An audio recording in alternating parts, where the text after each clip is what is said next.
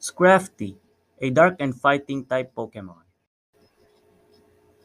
It has a good ability which raises its attack after fainting a foe. The Moxie ability. It has a good defense and special defense.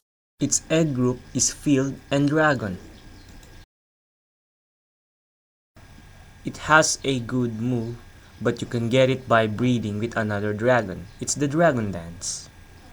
Combine it with the other move, Dragon Dance, Drain Punch, Ice Punch, and Hand Smash, and use the ability Moxie.